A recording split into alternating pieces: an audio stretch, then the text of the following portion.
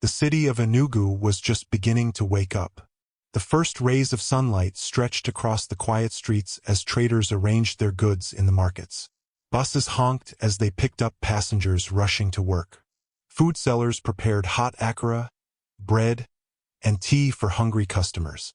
Office workers walked quickly with bags in their hands, hoping to arrive before their bosses. Standing proudly in one of the busiest parts of the city was Okafor Group of Companies. The company was one of the largest businesses in Enugu State. It had several branches across Nigeria and employed hundreds of workers. Every morning, expensive cars drove through its tall black gates, while security guards checked identity cards and greeted staff members. People admired the company because it paid good salaries and gave employees opportunities to build successful careers. The man behind the company was Chief Emeka Okafor. Chief Okafor was one of the richest businessmen in the southeast. He owned hotels, transport companies, shopping plazas, and factories. His name was respected everywhere he went. Despite his wealth, he was known as a quiet man who disliked showing off. He believed that money could buy many things, but it could never buy honesty. For many years, he had built his company on one simple rule. Character is more valuable than talent. Whenever he hired new workers, he always reminded them that skills could be taught, but a good heart could not. That was why the news disturbing him refused to leave his mind. Several department heads would soon compete for an important promotion. The position was one of the highest in the company. Whoever received it would oversee many branches and earn a huge salary with many benefits. Every manager wanted the job. Every executive believed he deserved it. His board members had already submitted their recommendations. The Human Resources Department had prepared detailed reports. Each candidate looked excellent on paper. They had impressive qualifications. They had years of experience. Their performance reports were outstanding. Yet Chief Okafor was not convinced. He leaned back in his large office chair and looked through the floor-to-ceiling window overlooking the company compound. "So many good reports," he whispered. "But reports don't show the heart." His secretary gently knocked on the door. "Sir, come in." She entered with another file. "These are the final recommendations." He thanked her before she quietly left. Chief Okafor opened the file. The names were familiar. Some of the executives smiled politely whenever they saw him. Some praised him during meetings. Some always claimed they cared deeply about the company. But something inside him kept asking one question. How did these people behave when no one important was watching? That question refused to disappear. He closed the file and sighed deeply. He remembered something his own father had taught him many years earlier. As a young boy growing up in a small village, his father had often taken him to the market. One afternoon, they had seen an old woman struggling to carry a heavy basket. Many wealthy people walked past her without stopping. A poor farmer carrying firewood was the only one who dropped his load to help her. Afterward, his father had smiled.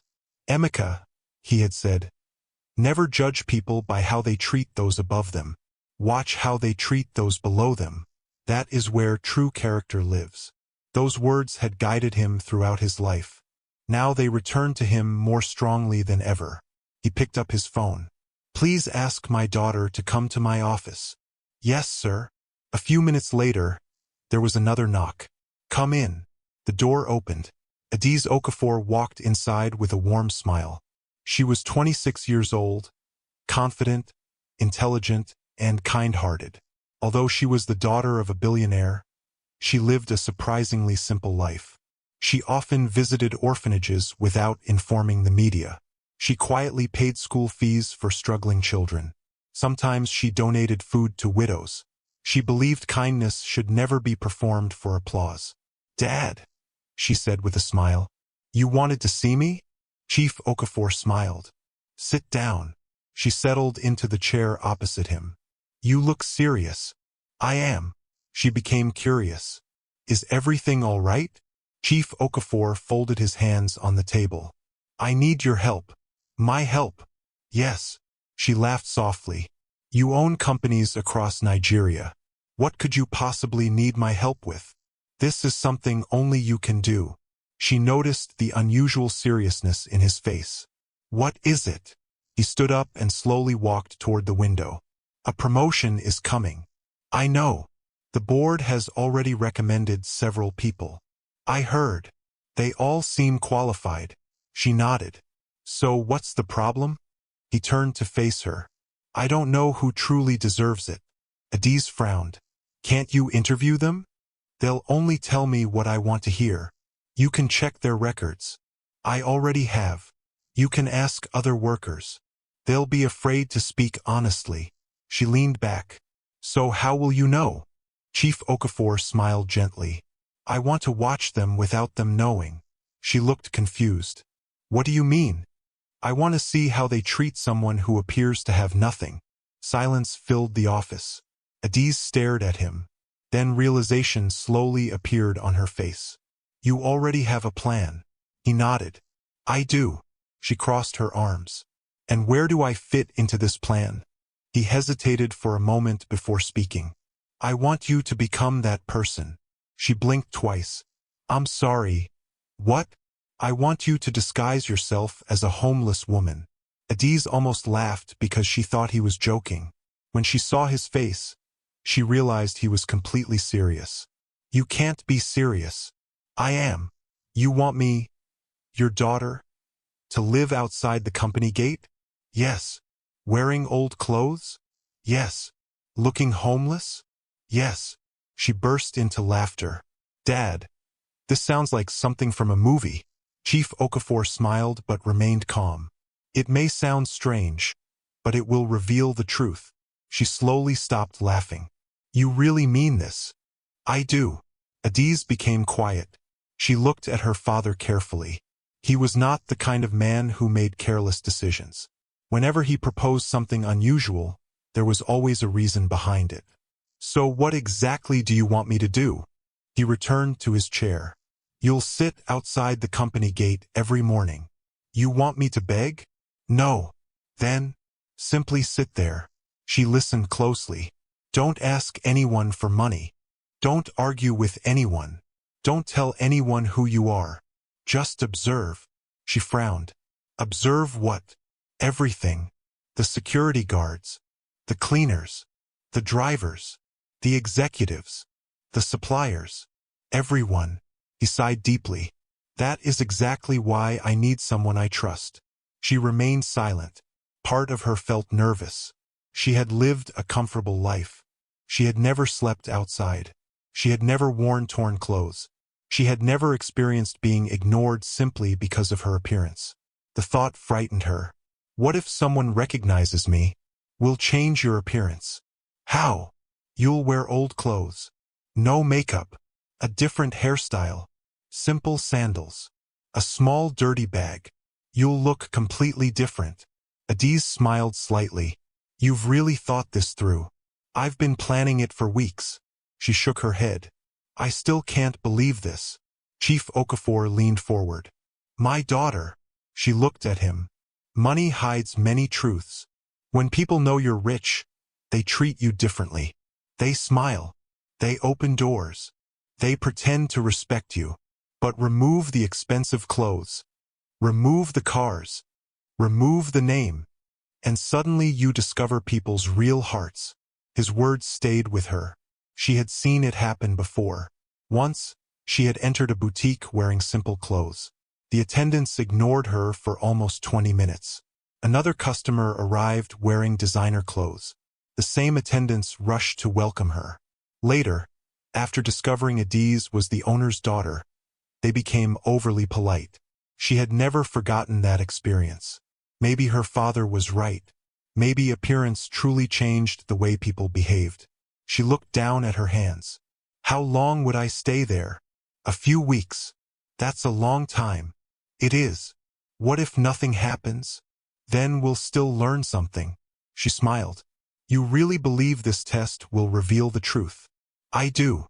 Adiz stood up and walked toward the window. She watched employees entering the compound. Some greeted the guards warmly.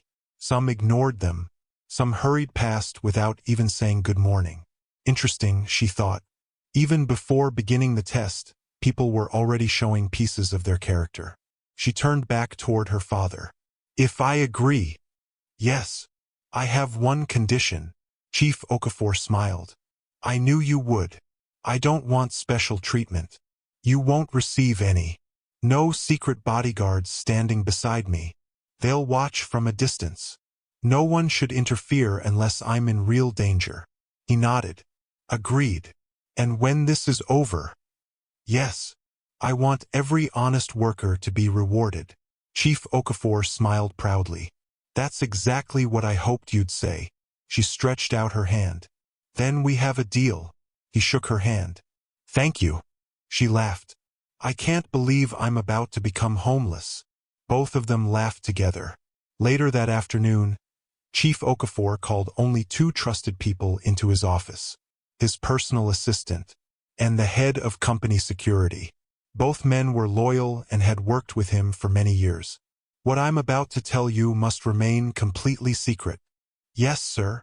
No one must know." "We understand." He explained the entire plan. The 2 men looked shocked. "The young madam? Outside the gate?" Chief Okafor nodded. "You will protect her. But she must never know you're protecting her. If she is ever in real danger, step in immediately. Otherwise, allow everything to happen naturally." The men agreed. As evening approached, Adiz returned home. She stood in front of her large bedroom mirror. Beautiful dresses filled her wardrobe. Designer handbags lined the shelves. Expensive shoes were neatly arranged below. Tomorrow, none of those things would matter. Instead, she would wear torn clothes, carry an old bag, sit outside her father's company, and wait. She wondered how many people would notice her, how many would ignore her, how many would insult her, and how many would show kindness. She took a deep breath. Little did she know that this simple decision would uncover a dangerous secret, change the lives of many employees, and introduce her to a humble security guard whose kindness would one day change her own life forever. The next morning, Enugu came alive before the sun fully rose. The cool morning breeze moved gently through the streets as traders arranged tomatoes, peppers, and onions on wooden tables. The smell of fresh bread drifted from nearby bakeries.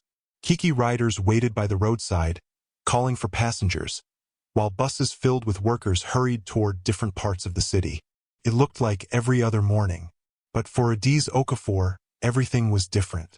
She stood inside her bedroom wearing a faded brown wrapper and an old oversized t-shirt with several small holes. Her shiny black hair was hidden under a worn scarf. Her face, usually bright and elegant, was covered with a little dust and makeup specially applied to make her skin look tired and rough. She looked into the mirror. She barely recognized herself. Her designer handbags had been replaced with an old dirty nylon bag. Her expensive shoes were gone. Instead, she wore old rubber slippers that looked as though they had survived many years of use. She slowly turned around. "If I saw myself like this," she whispered, "I would never believe I'm Adiz Okafor." A gentle knock came from the door. "Come in," she said. Her father entered quietly. For a few seconds, he simply stared at her. "You've changed completely," he said. Adiz smiled. "I hope no one recognizes me." Chief Okafor nodded. "They won't." He walked closer and adjusted the scarf on her head. "Remember our agreement." "I know. Don't argue with anyone." "I won't." "Don't reveal who you are." "I won't." "If you ever feel unsafe, leave immediately." She nodded. "I understand." He smiled proudly. "I know this won't be easy." Adiz took a deep breath. "I've already decided. I'll finish what we started." A black SUV quietly left their mansion a few minutes later. Instead of driving through the front entrance of Okafor Group of Companies, the driver stopped several streets away. Adiz stepped out alone. The driver looked worried. "Young madam," she smiled. "For the next few weeks, don't call me that. I'm just another homeless woman." He lowered his head respectfully. "Be careful." She nodded before walking away. For the first time in her life, she walked through the streets without anyone recognizing her. People brushed past her without looking twice. Some even moved away from her because of the way she looked. surprised her. Yesterday, if she had worn one of her expensive dresses, strangers would have greeted her politely. Today, they avoided eye contact. She continued walking until she reached the tall black gates of Okafor Group of Companies. Workers were already arriving. Luxury cars drove inside one after another. Some staff members came on motorcycles. Others arrived in taxis or buses. Adiz quietly sat beneath a small tree a short distance from the gate. She placed her old nylon bag beside her and lowered her head. Now the test had truly begun. The first security guard noticed her almost immediately. He frowned. "Hey!" She looked up. "What are you doing there?" She answered softly. "I'm just sitting." "You can't sit here. I'll leave soon." He waved his hand impatiently. "Go somewhere else." Adiz slowly picked up her bag and moved a few meters away. She did not argue, just as her father had instructed. A second guard laughed. "These homeless people have started coming here again." Another replied, "They think rich people will start giving them money." The men laughed together. Adiz heard every word. She kept quiet. Within an hour, more workers began arriving. Some glanced at her before entering. Others ignored her completely. A few shook their heads with pity but continued walking. Then something unexpected happened. A young security guard walked toward the gate carrying a small black food flask. He looked different from the others. His uniform was neat but old. His shoes had been polished carefully even though they were worn out. His name tag read, Chinidu Ease. As he approached, one of the older guards smiled mischievously. "Chinidu, good morning. You have another admirer." The men laughed. Chinidu looked toward Adiz. Instead of laughing, his face became serious. He quietly greeted his colleagues before signing the attendance register. Adiz watched him from a distance. He did not insult her. He did not stare at her. He simply went inside the small security office. About 20 minutes later, workers became busy entering the company. The guards checked identity cards and searched vehicles. Everyone focused on work. Adiz remained beneath the tree. Her stomach growled. She had deliberately skipped breakfast before leaving home to make the experience feel real. She never imagined hunger would arrive so quickly. She watched food vendors nearby selling hot akara and bread. The smell reached her. Her mouth watered. Still, she remained where she was. Suddenly someone stopped in front of her. She looked up. It was Chinidu. He held a small loaf of bread wrapped in paper and a plastic cup of hot tea. He smiled gently. "You look hungry." Adiz stared at him. For a moment she almost forgot she was acting. He stretched out his hand. "Take it." She hesitated. "I don't have money. I'm not selling it. I bought it for you." She slowly accepted the bread. "Thank you." He nodded. "Eat before it gets cold." She looked at him carefully. "Why are you helping me?" He smiled. "Because you're hungry." She lowered her eyes. "Most people don't care. My mother always told me something." "What?" "If you have enough food for today, thank God and share with someone who has none." Adiz felt something warm inside her chest. This young man barely knew her. Yet he had spent his own money to buy breakfast for someone everyone else ignored. "Thank you," she said again. Chinidu smiled. "You're welcome." Before leaving, he added quietly, "If anyone troubles you too much, just move a little farther from the gate." Then he returned to work. Adiz watched him walk away. There was nothing dramatic about what he had done. No audience applauded him. No cameras recorded him.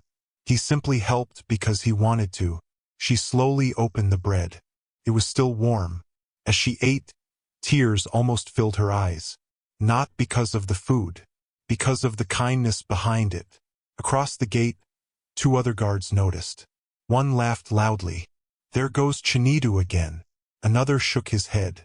"That boy never learns. What a waste of money." They laughed together. When Chinidu returned, one of them called him. "Why are you feeding strangers?" Chinidu shrugged. She looked hungry. So I bought breakfast." The older guard laughed. "Save your money. You earn the smallest salary among us. You should be feeding yourself." Chinidu smiled. I already have food. She didn't. Another guard rolled his eyes. One day these people will steal from you. Maybe. But hunger can make people desperate. If a loaf of bread helps someone, I don't mind. The others laughed again. You're too soft. Chinidu simply smiled and continued working. Adiz heard everything. She silently admired his calmness. He never argued. He never became angry. He simply returned to checking employee identity cards. As the morning continued, several senior staff members entered through the gate. One manager looked at Adiz with disgust. Why is she still here? A guard answered, She says she'll leave later. Chase her away. The guard walked toward her. I told you before. You can't stay here. Adiz stood quietly. I'm sorry. She carried her bag and moved farther down the road. Again, she did not complain. She simply observed. Around noon, the sun became hot, very hot. There was little shade where she now sat. Sweat covered her face. Dust clung to her clothes. For the first time, she truly understood how difficult life could be for people without homes. Cars drove past without slowing. People walked by pretending she did not exist. Some children pointed at her.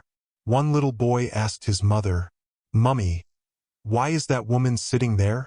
His mother quickly pulled him away. Don't look. Adiz sighed. It hurt more than she expected. She realized that poverty often made people invisible. Hours later, Chinidu's shift ended for lunch. Instead of eating comfortably inside the security office, he walked toward her again. This time he carried a bottle of water. The weather is hot. He handed it to her. Drink. Adiz accepted it. You've already done enough. He smiled. No. No one should suffer because of this heat. She drank gratefully. You don't even know my name. He chuckled. That's true. She almost answered with Adiz. Instead she quickly stopped herself. My name is... She paused. Ngozi. The false name came out naturally. I'm Chinidu. I know. He looked surprised. How? She smiled nervously. I heard someone call your name. Oh. He nodded. There was a brief silence. Finally he asked, Where is your family? Adiz lowered her head. I don't want to talk about it. He respected her answer immediately. That's okay. You don't have to. He never asked another question. Instead, he stood up. I have to return to work. She smiled. Thank you. As he walked away, Adiz found herself watching him longer than necessary. There was something peaceful about him. He was not rich. His uniform was old. His salary was probably small. Yet he seemed happier than many wealthy people she knew. That afternoon she noticed another interesting thing. Every worker greeted Chinidu warmly. The cleaners smiled at him. The drivers joked with him. Even the food vendors outside the gate seemed happy whenever he passed. He greeted everyone with respect. Young or old, rich or poor. It made her wonder what kind of home had raised such a man. As evening approached, workers began leaving the company. Many hurried past without noticing her. Others glanced briefly before entering their cars. The same guards who mocked her in the morning laughed again as they prepared to end their shift. One of them looked toward Chinidu. So, buying dinner too? The others laughed. Chinidu smiled. If she's hungry tomorrow, maybe. You'll go broke. I'll survive. You really think helping one homeless woman changes anything? Chinidu answered quietly. It changes something for her. Those simple words stayed in Adiz's heart. Changes something for her. She watched him leave through the gate carrying his small backpack. He walked instead of taking a taxi. She guessed he was saving every naira he could. Yet he had still shared his breakfast with a complete stranger. When the company compound finally became quiet, a black SUV slowly approached from a distance. It stopped where no workers could see. Adiz climbed inside. Her father was waiting. He smiled gently. How was your first day? Adiz remained silent for several seconds. Finally she spoke. You were right. Chief Okafor looked at her carefully. What happened? She described everything from morning until evening. How the guards laughed. How some workers ignored her. how others chased her away. Then she spoke about Chinedu. He bought me breakfast. Chief Okafor smiled. Without knowing who you were? Yes. And later he brought me water. Her father nodded thoughtfully. What else? He never insulted me. He never tried to impress anyone. He didn't even ask for anything in return. Chief Okafor leaned back in his seat. The first day has already taught us something. Adiz looked out the window as the company gates disappeared behind them. She had gone there expecting to watch other people. Instead, she had learned something about herself. She had discovered how painful it felt to be judged by appearance alone. And among hundreds of workers entering one of the biggest companies in Enugu, only one young security guard had looked beyond her torn clothes and seen a hungry human being.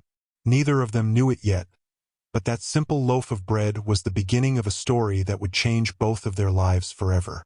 Adiz woke before dawn with a heavy feeling in her chest. She had slept in her comfortable bedroom, yet her mind had remained outside the company gate all night. Every time she closed her eyes, she remembered the way people had looked at her. Some had looked at her with disgust. Some had laughed. Most had acted as if she did not even exist. Only one person had treated her like a human being. She sat on the edge of her bed and sighed. I never knew people could become invisible so easily, she whispered. A gentle knock came at her bedroom door. Come in, she said. Her father walked inside carrying 2 cups of tea. I thought we could have breakfast together before you leave. Adiz smiled faintly. Thank you, Dad. They sat quietly for a few moments. Chief Okafor studied his daughter's face. You didn't sleep well. She shook her head. I kept thinking. About yesterday? Yes. She looked at him. I knew poor people suffered, but I never imagined they suffered in so many small ways. What do you mean? They are ignored. They are insulted. They are treated like they don't matter. She paused. And that's only after one day. Chief Okafor nodded slowly. Sometimes the greatest pain isn't hunger. It's being treated as though you're less than human. Adiz looked down at her cup. I understand that now. After breakfast, she changed into the same old clothes. The makeup artist once again darkened parts of her face, added dust to her skin, and made her look tired. When she looked in the mirror, the wealthy daughter of a billionaire had disappeared. In her place stood a homeless young woman carrying an old nylon bag. Ready? Her father asked. She nodded. I'm ready. The company driver dropped her a few streets away from Okafor Group of companies. Just as she had done the previous day, Adiz walked the remaining distance alone. The streets were already busy. Workers hurried toward offices. Street vendors called out to customers. School children laughed as they walked together. Yet almost everyone who passed Adiz avoided looking directly at her. One woman even pulled her handbag closer. Another crossed to the other side of the road. Adiz lowered her eyes. It starts even before I reach the company, she thought. She finally arrived at the company gate. The same security guards were already on duty. One of them noticed her immediately. You again? Adiz nodded politely. Good morning. The guard laughed loudly. You still have the mouth to greet people? Another guard joined him. I thought we chased you away yesterday. I'll sit farther from the gate today, Adiz replied quietly. Sit anywhere you like, one guard said with a wave of his hand. Just don't disturb us. She carried her bag beneath the same tree where she had sat the day before. A few minutes later, workers began arriving. Luxury cars drove through the gate. Some staff members greeted the guards cheerfully. Others walked in without saying a word. As Adiz watched them, she noticed something interesting. Several workers smiled warmly at senior managers. But the same workers ignored the cleaners sweeping the compound. One man even dropped an empty bottle on the ground only a few steps away from a waste bin. The elderly cleaner quietly picked it up without complaining. Adiz frowned. Respect shouldn't depend on someone's position, she thought. Just then, she saw Chinedu walking toward the gate. Like always, his uniform was clean. His shoes were polished. His face carried the same calm smile. When he saw Adiz, he nodded. Good morning, she smiled. Good morning. One of the older guards rolled his eyes. Your friend has returned. The others laughed. Chinidu ignored them. Instead, he walked into the security office. About 15 minutes later, he returned carrying a small paper bag.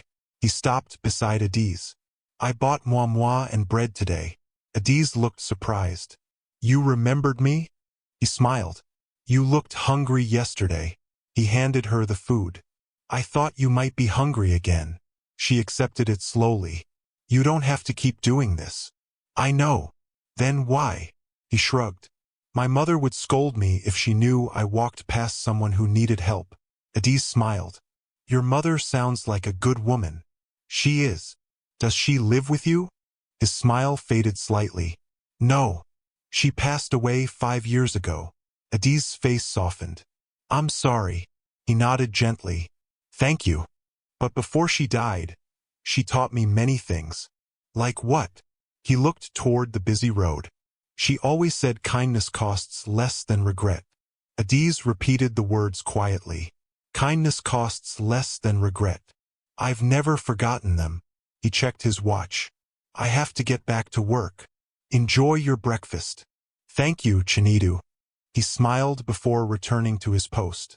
As Adiz ate, she noticed 2 female workers walking toward the gate. Both wore expensive suits and high heels. When they saw her, they slowed down. The taller woman covered her nose dramatically. Oh my goodness! Why is she sitting here again? Her friend laughed. Maybe she's waiting for a rich husband. The 2 women burst into laughter. Adiz remained silent. One of them looked directly at her. You should find somewhere else to beg. I am not begging, Adiz answered politely. I'm only sitting. The woman rolled her eyes. Same thing. They laughed again before entering the company. Adiz watched them disappear inside. The words hurt more than she expected. She had never met those women before. Yet they had already decided what kind of person she was. An hour later, another unpleasant scene unfolded. A delivery truck stopped outside the gate. The driver stepped down to present his documents. While waiting, he noticed Adiz. He frowned. What is she doing here? One guard answered carelessly. She refuses to leave. The driver picked up a small stone and threw it toward her feet. Go away. You'll scare customers. Adiz quickly stood and moved back. The stone had not hit her, but it landed close enough to make her heart race. She said nothing. She simply moved farther away. Chinidu saw everything. After the truck entered the compound, he quietly walked toward her. Are you all right?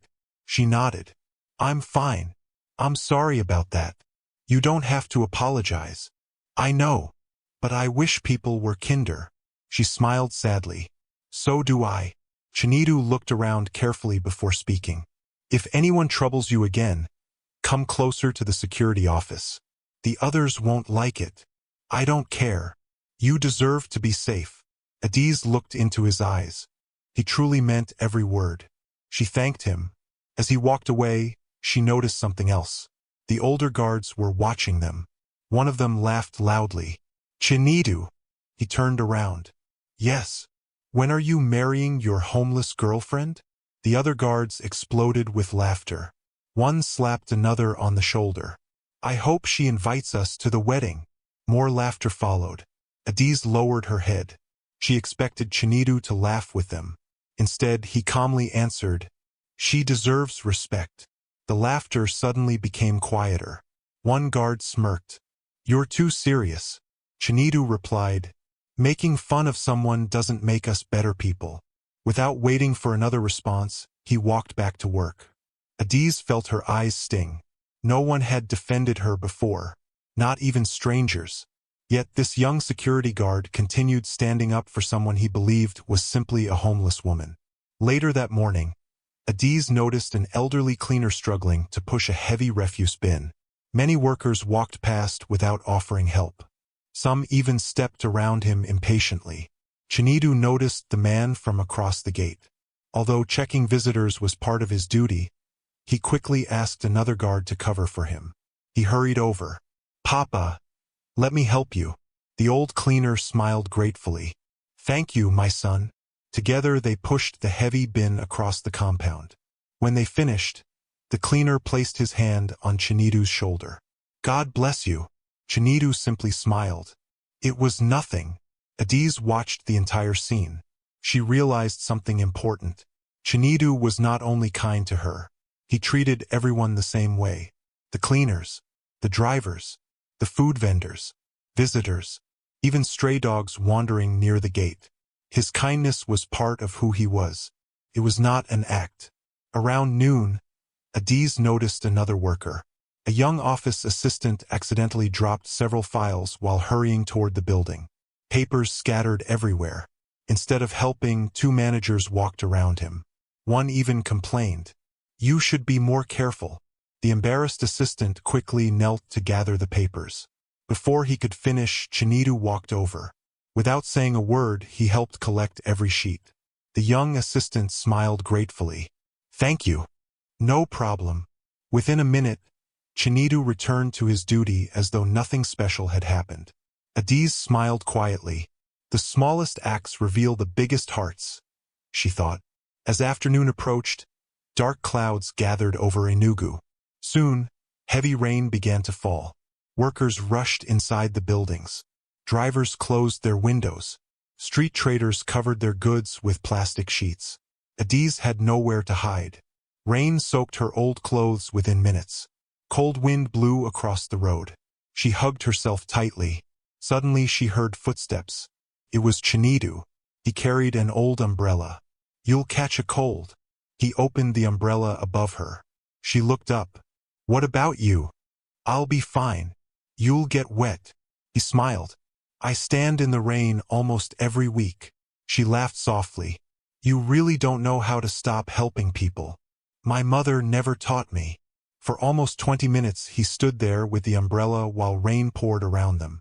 Some of the other guards laughed from inside the security office. "Look at Romeo," one shouted. "She's not going anywhere with you." More laughter followed. Chinidu ignored every word. When the rain finally stopped, he closed the umbrella. "I should return now." Before leaving, he reached into his pocket. He brought out a small banana. "I was saving this for later." He handed it to Adiz. "In case you're hungry." She stared at the banana. She knew Chinidu was not a wealthy man. Every meal he shared meant he had less for himself. "You keep giving me your own food." He smiled. "I can always buy another." "You shouldn't." "I want to." She accepted it quietly. "Thank you." As he walked away, Adiz felt something she had not expected. Admiration. She had met wealthy men who donated money only when cameras were present. She had attended charity dinners where guests competed to impress one another. But this young security guard needed no audience. His kindness happened naturally. That evening, after workers had gone home, the familiar black SUV picked Adiz up. Chief Okafor was waiting inside. "How was today?" he asked. Adiz smiled sadly. "I've learned more in 2 days than I learned in 26 years. She carefully told him everything. The insults, the laughter, the stone thrown at her, the rain, the umbrella, the banana, the old cleaner, the office assistant. When she finished, Chief Okafor remained silent for a long moment. Finally he spoke. "So Chinidu's kindness wasn't an accident." Adiz shook her head. "No. He treats everyone that way." Chief Okafor smiled thoughtfully. "That tells us a great deal about his character." Adiz looked out of the window as the company disappeared behind them. She realized this test was becoming about much more than a promotion. Every day revealed the true hearts of the people working inside her father's company. Some hearts were filled with pride, some with cruelty, some with selfishness. But among them all, one ordinary security guard continued to shine quietly, proving that genuine kindness does not depend on wealth, education, or position. It simply comes from a good heart. The fourth morning of Adiz's secret mission began much like the others. The streets of Enugu slowly filled with life as the sun climbed into the sky. Traders opened their shops, buses carried workers to their offices, and the smell of roasted corn and fresh bread floated through the cool morning air. But Adiz no longer noticed those things the way she had before. Her attention was fixed on people. She watched their faces. She watched their actions. She watched the little choices they made when they thought no one important was looking. After only 3 days, she had already learned a painful lesson. Many people were kind only when there was something to gain. Others were rude simply because they believed someone was too poor to matter. Then there was Chinidu. He remained the same every single day. He greeted everyone politely. He smiled at the cleaners. He respected the elderly. And every morning, he quietly shared part of his breakfast with the homeless woman sitting outside the company gate. He never expected thanks. He never looked around to see if anyone was watching. He simply did what he believed was right. That morning, Adiz arrived at the company gate before most employees.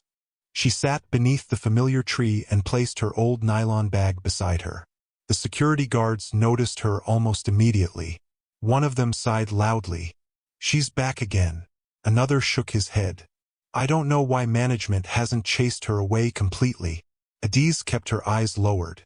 She had learned that silence often revealed more than arguments. About 20 minutes later, Chinidu arrived. As usual, he greeted his fellow guards. "Good morning." Only one of them answered politely. The others simply ignored him. One guard smirked. "Your friend is waiting." Chinidu glanced toward Adiz. He smiled gently. "I saw her." The older guard laughed. "You've spent enough money on her already." Chinidu replied calmly, "It isn't much. It may not be much to you. It's still worth sharing." The other guards laughed again. But Chinidu paid them no attention. A few minutes later, he walked toward Adiz carrying a paper bag. "I found hot bean cakes this morning," he said with a smile. "I thought you'd enjoy them." Adiz accepted the food. "You keep surprising me," he chuckled. "My mother always said breakfast gives people strength." She smiled. "I wish I had met your mother. You would have liked her." "I'm sure I would." He checked the time. "I have to start work. Eat while it's still warm." "Thank you." He nodded before returning to the gate. Adiz watched him go. Then she quietly began eating. As the morning became busier, luxury vehicles entered the company one after another. Managers hurried inside with briefcases. Suppliers arrived carrying documents. Visitors waited at the reception. Everything looked normal. Very normal. Too normal. Around 10 o'clock, a shiny black SUV stopped outside the gate. The driver stepped out and opened the back door. A tall man wearing an expensive navy blue suit climbed out. His polished shoes reflected the sunlight. A gold wristwatch shone on his arm. He carried himself with confidence. One of the guards immediately straightened his uniform. "Good morning, sir." The man barely looked at him. Instead, he handed over his visitor's pass. Adiz quietly watched. She had seen the man before, during company dinners, board meetings, charity events. His name was Mr. Victor Nwosu. He was the company's senior executive director, one of the most powerful people in Okafor Group after her father. He controlled purchasing contracts worth millions of naira every year. Employees respected him. Many feared him. Chief Okafor often praised his business experience. Mr. Victor entered the compound without looking toward Adiz. About 30 minutes later, another expensive vehicle arrived. 2 well-dressed men stepped out carrying black briefcases. They were suppliers. After speaking briefly with security, they were allowed inside. Adiz watched them carefully. There was something unusual about them. Instead of going directly toward the main office building, they stopped near the side parking area. A few minutes later, Mr. Victor walked out of the building. He looked around carefully. His eyes moved from one side of the compound to the other, almost as though he wanted to be sure no one was paying attention. Adiz became curious. The 3 men greeted each other quietly. Then they walked toward a quiet corner behind a row of parked company vehicles. From where Adiz sat, she could not hear their conversation clearly, but she could still see them. Something about the meeting did not feel right. Mr. Victor kept looking over his shoulder. One supplier opened his briefcase slightly. Adiz narrowed her eyes. She wished she could move closer, but doing so might attract attention. Then she remembered something. Inside her old nylon bag was a small mobile phone. It looked old and damaged from the outside, but it contained an excellent hidden camera. Her father had insisted she carry it. "Only use it if you see something important," he had said. Slowly, without drawing attention, Adiz reached into her bag. She switched on the camera. The phone remained hidden beneath the torn cloth inside the bag. Only the small camera lens faced outward. She carefully aimed the bag toward the parking area. The recording began. First, nothing happened. The men simply talked. Then one supplier removed a thick brown envelope from his briefcase. He handed it to Mr. Victor. The executive accepted it quickly. He did not even open it. Instead, he slipped it inside his own leather bag. Adiz's heart began beating faster. What was in that envelope? She wondered. Moments later, the second supplier handed over another envelope.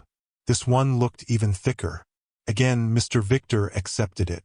The three men shook hands. Everyone smiled. Then one supplier pulled out a document. Mr. Victor signed it almost immediately. No questions. No hesitation. The meeting lasted less than 5 minutes. Afterward, the suppliers returned to their vehicle.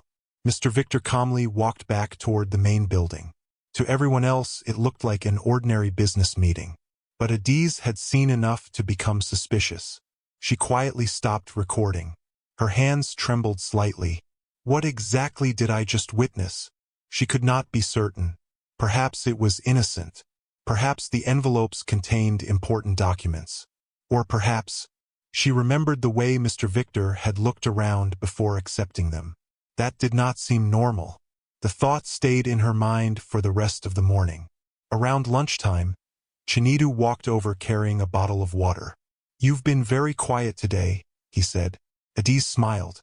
"I'm just thinking." "About what?" She almost told him, but she quickly stopped herself. She could not involve him. Not yet. "Nothing important," she replied. He nodded. "If you ever need someone to talk to, I'll listen." She smiled warmly. "Thank you. You've listened to me enough already." He laughed softly. "I don't mind."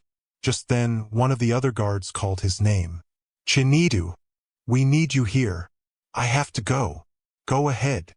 He hurried back to his duty. Adiz watched him leave.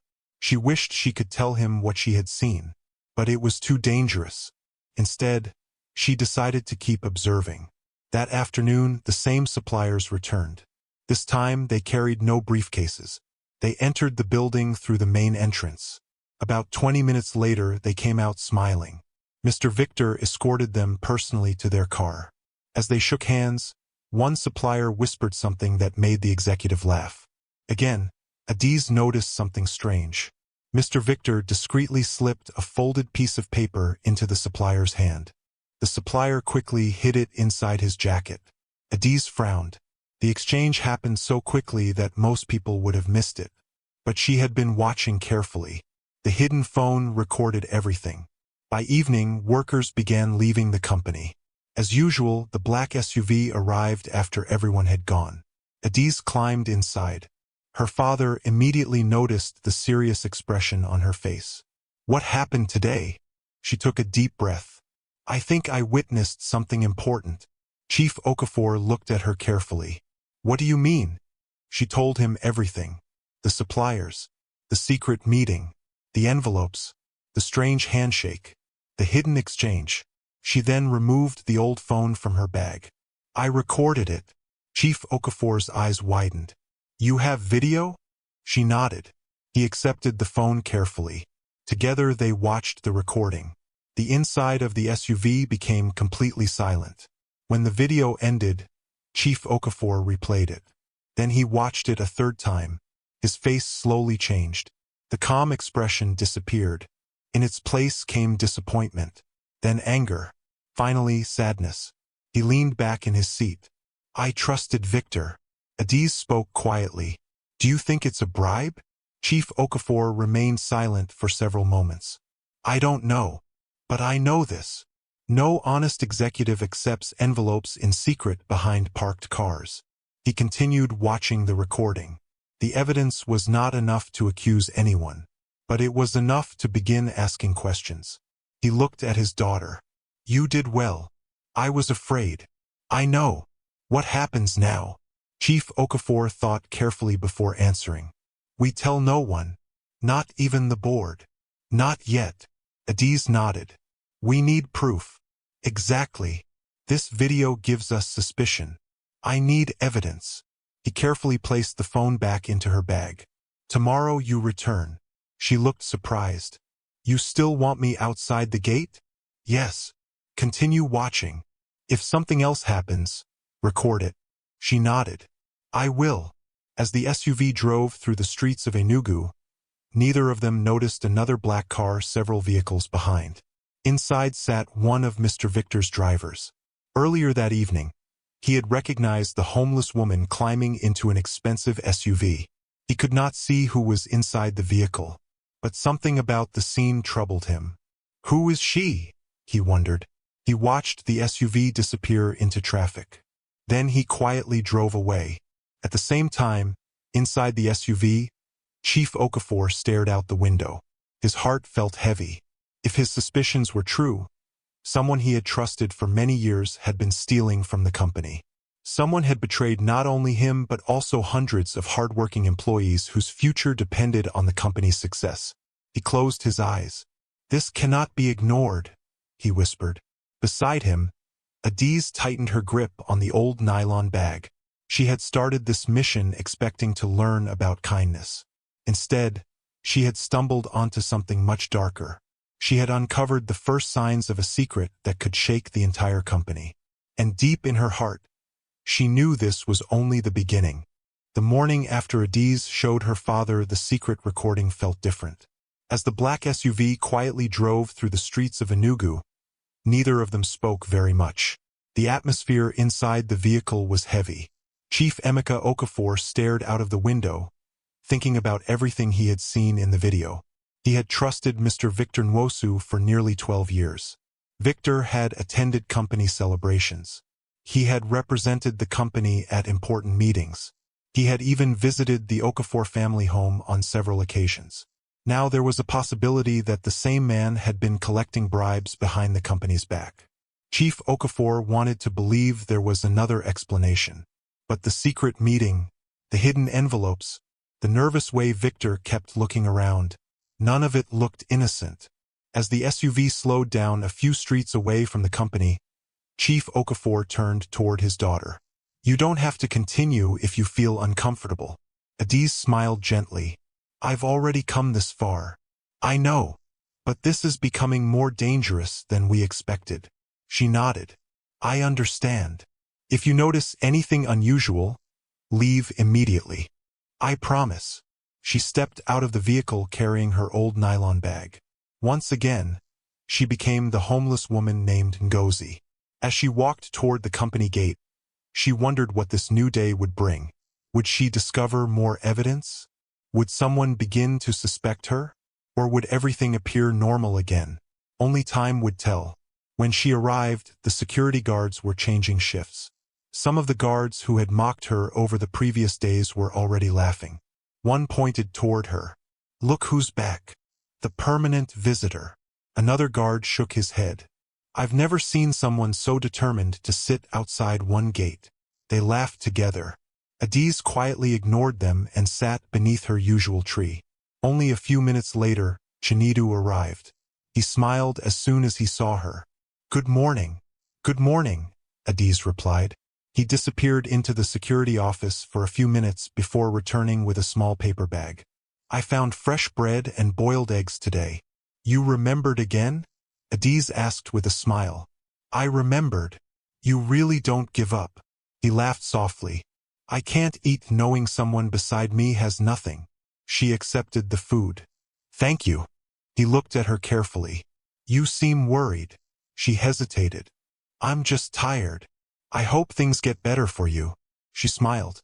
"They already have." He looked confused. "They have?" "Yes. I met someone kind." Chinedu laughed quietly. "I hope that person keeps being kind." "I think he will." Without realizing it, both of them smiled. Neither noticed one of the older guards watching from the security office. The guard shook his head. That boy will never change. The morning became busier than usual. Several suppliers arrived with documents.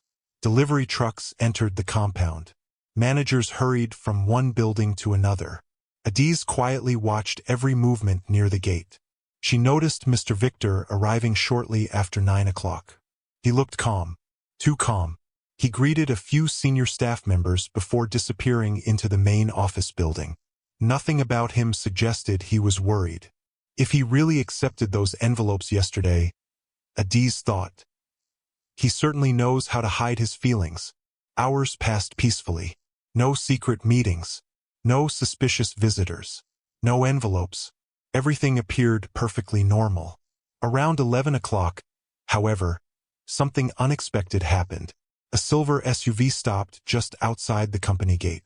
A middle-aged man wearing an expensive suit stepped out. He carried a black leather briefcase. Adiz immediately recognized him. He was one of the suppliers she had seen meeting secretly with Mr. Victor the previous day. Her heartbeat quickened. The man greeted one of the guards. "I'm here to see Mr. Victor." The guard nodded. "I'll inform him." The supplier waited near the entrance. Instead of standing with other visitors, he quietly moved toward the side parking area, the same place where yesterday's secret meeting had happened. Adiz watched carefully. Within minutes, Mr. Victor came outside. The two men shook hands. They spoke quietly. Again, Victor looked around before continuing the conversation. Adiz slowly reached inside her nylon bag. She switched on the hidden camera. This time, she was determined to capture everything. She pretended to rearrange the bag while pointing the camera toward the parking area. The supplier opened his briefcase. Adiz leaned forward slightly. She could not hear the conversation, but she could clearly see what happened next. The supplier removed another brown envelope. He passed it toward Mr. Victor. Just then, something completely unexpected interrupted the exchange. A loud shout came from the company entrance. "Sir!" One of the junior office assistants ran toward them. "You have an urgent phone call from Abuja." Both men immediately looked up. The supplier quickly pushed the envelope back into his briefcase. Mr. Victor frowned. "I'll be there shortly." The office assistant nodded.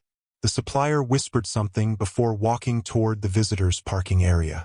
The meeting ended before the envelope changed hands. Adiz quietly stopped recording. Although she had not captured another bribe, the meeting itself still looked suspicious. She wondered whether there would be another opportunity later. As she thought about it, another incident unfolded. One of the supplier's assistants hurried toward the vehicle carrying several files. He looked nervous. As he reached the car, one of the files slipped from his hands. Papers scattered across the ground. The black briefcase also fell open. The assistant quickly knelt to gather everything. At first, nobody paid much attention. Then something dropped from inside the briefcase. A thick brown envelope. It landed only a few meters away.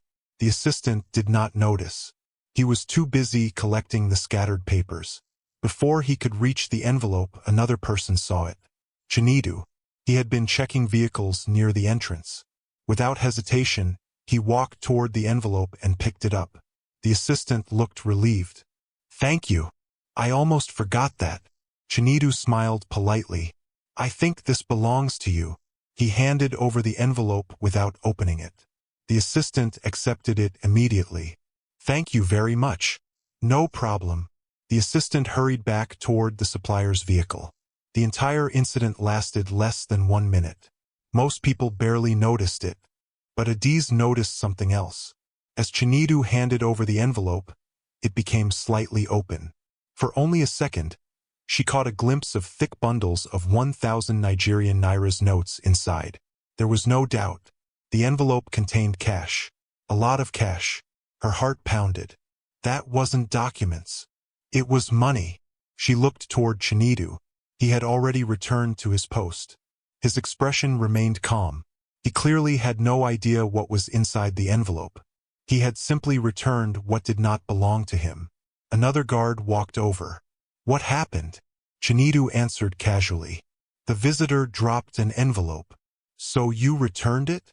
Of course. The older guard laughed. You didn't even check what was inside? Chinidu looked surprised. It wasn't mine. I know. But curiosity wouldn't hurt. Chinidu shook his head. My mother taught me never to open another person's property. The older guard laughed loudly. You and your mother. You'll remain poor forever. Chinidu smiled. I'd rather remain poor than dishonest. The guard rolled his eyes. Suit yourself. He walked away. Adiz stared at Chinidu. His answer touched her deeply. He had unknowingly held an envelope filled with what was likely hundreds of thousands of naira. He could have hidden it. He could have opened it. He could have demanded a reward. Instead, he returned it immediately because he believed honesty mattered. That simple act spoke louder than any interview ever could. Around lunchtime, Chinidu walked toward Adiz carrying another bottle of water. You should drink. The weather is getting hot. She accepted it. Thank you. He noticed she was staring at him. What is it? She smiled. I saw what happened earlier. What happened? The envelope. Oh, he shrugged. I only returned it. You never wondered what was inside? He laughed. Not really. You weren't curious? A little. Then why didn't you look? He became thoughtful. My father once told me something. What did he say? If money enters your hand the wrong way, it will leave your life the wrong way. Adiz smiled. Your parents taught you many lessons. They didn't leave me wealth, but they left me principles. I think that's worth much more. His words stayed in Adiz's heart. For a moment, she forgot she was pretending to be homeless. She simply enjoyed talking to him. You always speak calmly, she said. I've never seen you angry. Chinidu laughed. I get angry. You do. Of course. What makes you angry? When people use power to oppress others. When the weak are bullied. When someone cheats another person. Adiz looked at him carefully. You really believe everyone deserves respect? I do. Even someone like me? He smiled. Especially someone like you. She lowered her eyes. Those words touched her more deeply than he could ever imagine. That afternoon, Adiz continued watching the company gate. She noticed Mr. Victor leaving the building twice to make private phone calls. Each time, he walked away from other workers before speaking. He appeared more nervous than before. Perhaps the interrupted meeting had unsettled him. Perhaps something else was wrong. She quietly recorded each movement, not because it proved guilt, but because every detail might become important later. By evening, the company compound became quiet again. Employees slowly went home. Visitors left. The suppliers drove away. Finally, the familiar black SUV arrived. Adiz climbed inside. Chief Okafor immediately noticed the thoughtful expression on her face. What happened today? She carefully described everything. The supplier's visit, the interrupted meeting, the dropped briefcase, the brown envelope, the bundles of cash she had seen. Then she described Chinidu's actions. He picked up the envelope. Chief Okafor listened closely. What did he do? He returned it immediately, without opening it, without asking for money, without even wondering what was inside. Chief Okafor smiled quietly. I expected nothing less. Adiz looked surprised. You already trust him? I don't trust people because they appear kind. I trust consistency. She nodded. Every day he has shown the same character. He doesn't change depending on who is watching. Chief Okafor leaned back in his seat. That kind of person is rare. Adiz smiled softly. He said something today. What was it? I'd rather remain poor than dishonest. Chief Okafor repeated the words slowly. I'd rather remain poor than dishonest. He smiled. Those are the words of a man with real wealth. Adiz looked out through the window as the city lights began to appear. She had spent only a few days pretending to be homeless. Yet those few days had revealed more about human nature than years of living in luxury. She had seen pride. She had seen cruelty. She had seen selfishness. But she had also found something beautiful. A young security guard with very little money, who refused to let poverty steal his honesty. He did not know that every choice he made was quietly shaping his future. He believed he was simply helping an ordinary homeless woman. He had no idea that the woman beneath the torn clothes was the billionaire's daughter.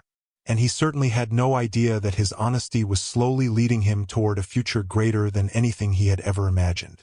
The next morning, Chief Emeka Okafor arrived at his office much earlier than usual. The large company building was still quiet. Most employees had not yet arrived. The reception area was almost empty, and only a few cleaners moved through the hallways with their mops and buckets. Chief Okafor walked slowly to his office without greeting anyone. His mind was full of questions. For days, he had watched the videos Adiz secretly recorded outside the company gate. He had replayed every meeting, every handshake, every suspicious movement. The evidence worried him. Mr. Victor Nwosu, one of the company's most trusted senior executives, appeared to be collecting money from suppliers in secret. Still, Chief Okafor refused to accuse anyone without solid proof. His father had taught him another important lesson many years ago. Never punish a man because of suspicion. Punish him only when the truth is clear. Chief Okafor intended to follow that advice. He entered his office and locked the door behind him. Then he picked up his office phone. "Please ask Mrs. Nkem to come to my office." Mrs. Nkem was the company's head of internal audit. She had worked with the company for nearly 15 years. She was known for being honest, careful, and impossible to bribe. Only a few people knew how much. Chief Okafor trusted her. 10 minutes later, there was a gentle knock. "Come in." Mrs. Nkem entered. "Good morning, sir." "Good morning." She noticed the serious look on his face. "Is everything all right?" Chief Okafor motioned toward the chair opposite him. "Please sit." She obeyed. He opened his laptop. "I want you to watch something." He played one of Adiz's recordings. Mrs. Nkem watched quietly. The room remained silent until the video ended. She frowned. "That doesn't look good." Chief Okafor nodded. "I know, but it isn't enough. You want proof." "Exactly." Mrs. Nkem folded her hands. "What do you want me to do?" "I want a quiet investigation. No one must know. Not even the board members." She nodded. "I understand. I want every contract approved by Mr. Victor over the last 3 years. I also want payment records, supplier information, bank transactions connected to company payments." Mrs. Nkem wrote everything down. "I'll begin immediately." Chief Okafor looked at her carefully. "If anyone asks questions, I'll say it's part of our routine audit." "Good." As she stood to leave, he added one more instruction. "Trust no one." She nodded seriously. "I won't." After she left, Chief Okafor leaned back in his chair. He hated secret investigations. He preferred honesty. But if corruption had entered his company, he had no choice. Meanwhile, several streets away, Adiz once again changed into her disguise. She looked at herself in the mirror before leaving home. The torn wrapper, the faded t-shirt, the old scarf, the worn slippers, the dirty nylon bag. She no longer felt uncomfortable wearing them. Instead, they reminded her why she had started this journey. She quietly climbed into the waiting SUV. As always, the driver dropped her a short distance from the company. She walked the rest of the way alone. The guards noticed her immediately. One sighed dramatically. "I thought she'd finally given up." Another laughed. "Looks like she's now part of the company." The others chuckled. Adiz ignored them and walked toward her usual place beneath the tree. Moments later, Chinedu arrived. He smiled warmly. "Good morning." "Good morning," Adiz replied. He disappeared briefly before returning with breakfast. Today's meal was pap and akara. "I hope you like this." Adiz smiled. "I do." "You really buy breakfast every day?" He nodded. "I skip buying snacks during the day, so I can afford this." Adiz looked surprised. "You reduce your own spending?" "It isn't a sacrifice. I'll survive." She stared at him quietly. She knew security guards were not paid huge salaries. Every naira mattered. Yet he continued sharing what little he had. "You shouldn't keep doing this," she said softly. Chinedu smiled. "If I stop helping because it's difficult, then my kindness wasn't real." Those words stayed in Adi's heart. Before she could reply, another guard called him. "Chinedu, visitors are arriving." "I'll be back later," he said before returning to work. Adiz watched the company gate carefully. Unlike previous days, Mr. Victor arrived much earlier. His face looked tense. He greeted almost nobody. Instead, he hurried directly into the main office building. "He's worried," Adiz thought. She quietly observed everything. Throughout the morning, several suppliers visited. Some carried documents. Others brought samples. Everything appeared ordinary. But Adiz noticed one unusual thing. Mr. Victor left his office 4 different times to answer phone calls outside. Each conversation was short. Each time he looked around before speaking. She secretly recorded everything. Around noon, another interesting event took place. A junior accountant carrying several files accidentally bumped into Mr. Victor near the entrance. Some papers fell onto the ground. "I'm sorry, sir." The young accountant quickly knelt to gather them. Instead of helping, Mr. Victor frowned. "Watch where you're going." "I'm very sorry. You've delayed me." The frightened accountant apologized repeatedly. Several workers watched quietly. No one moved.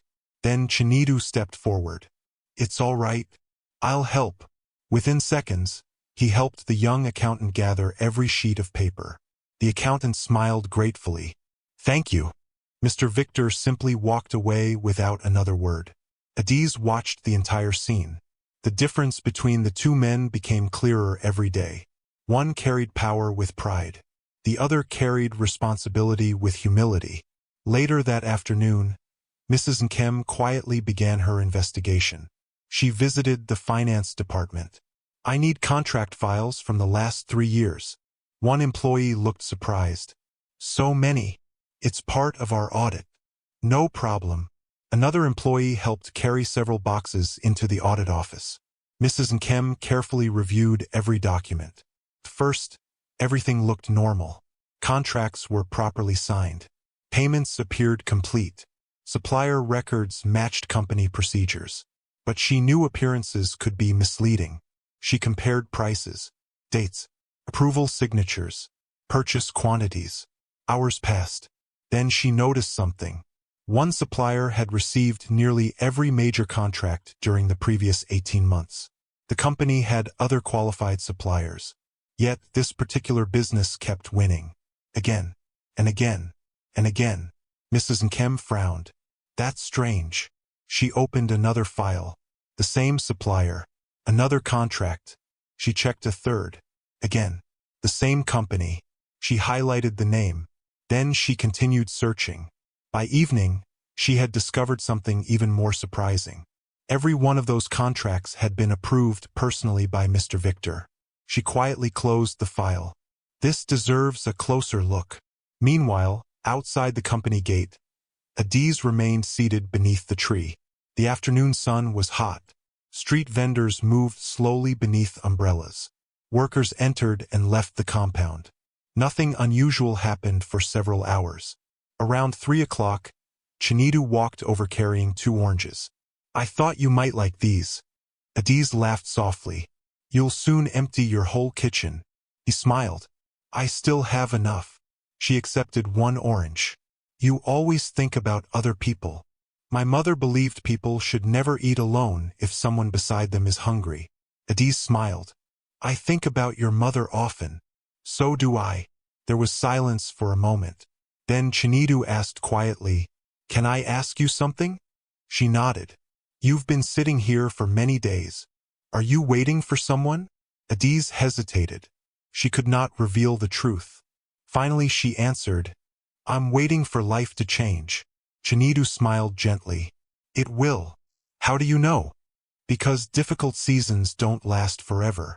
She looked at him. "You really believe that?" "I do. My life hasn't always been easy. But somehow tomorrow always arrives." Adiz smiled. "You always know what to say." He laughed. "Not always. Before either of them could continue, another guard called his name. He stood.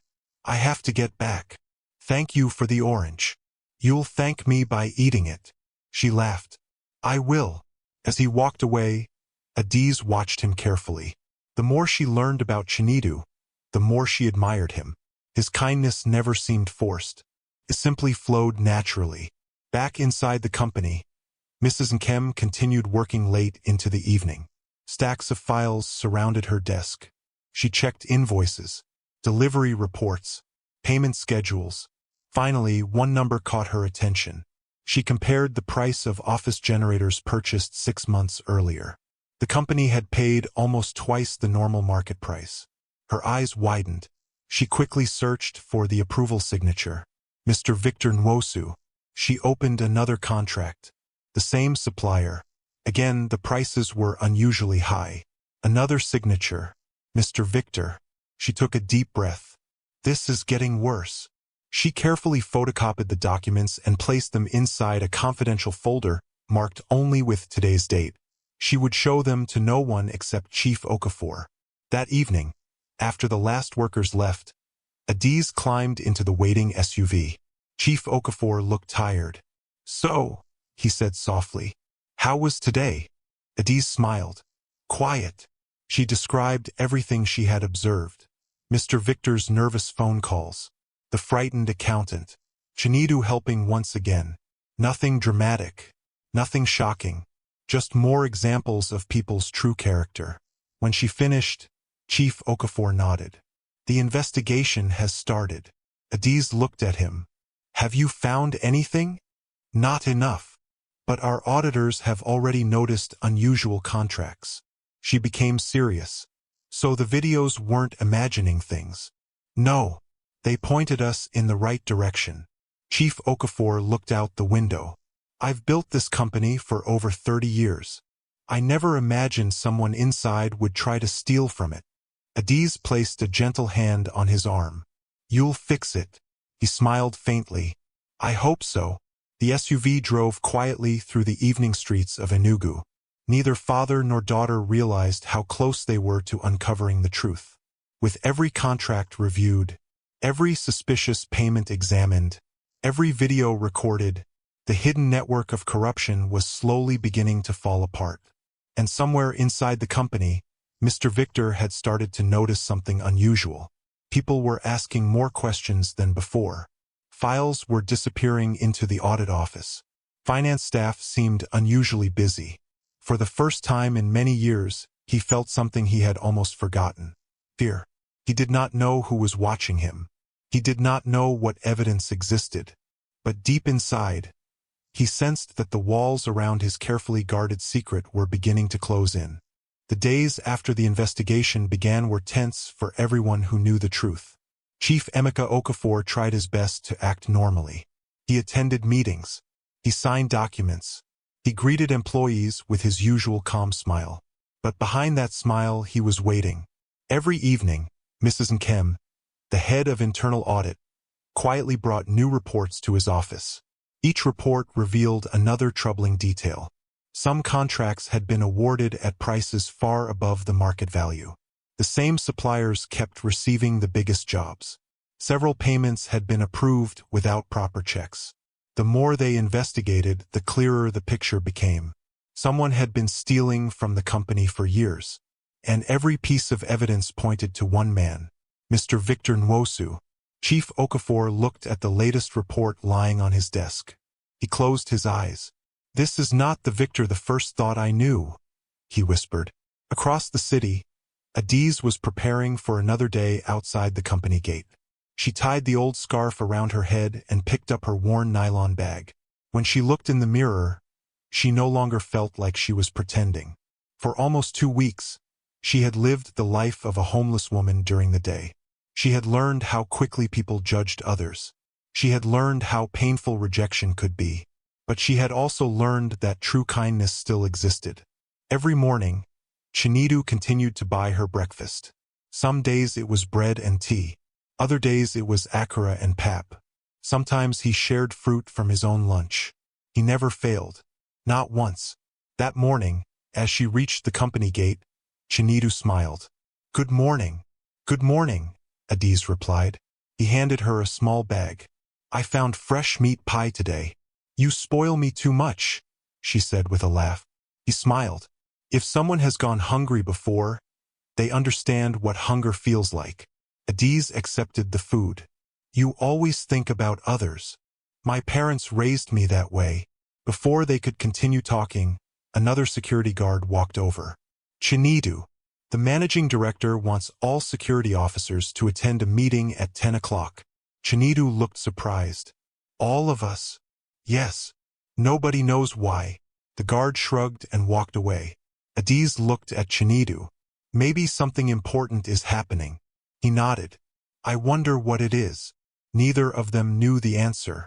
Inside the main office building, Chief Okafor was making final preparations. He had spent the previous night reviewing every document collected by Mrs. Nkem.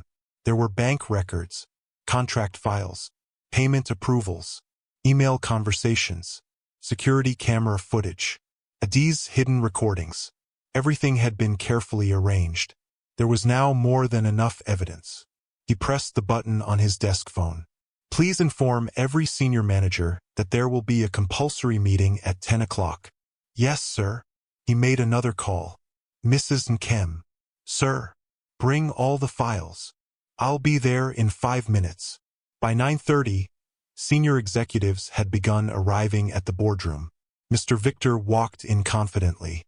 He greeted everyone with his usual smile. Good morning. Morning. Good to see you.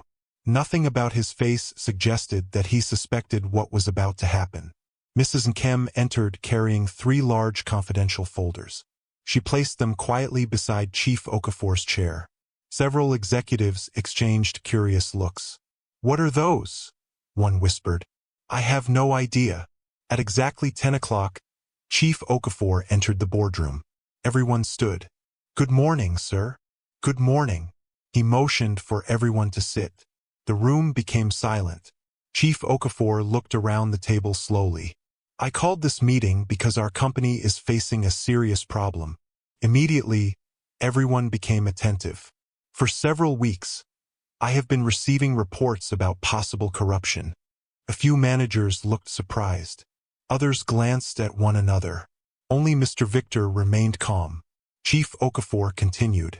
I refused to believe those reports without proof. So I ordered a confidential investigation. The room became even quieter.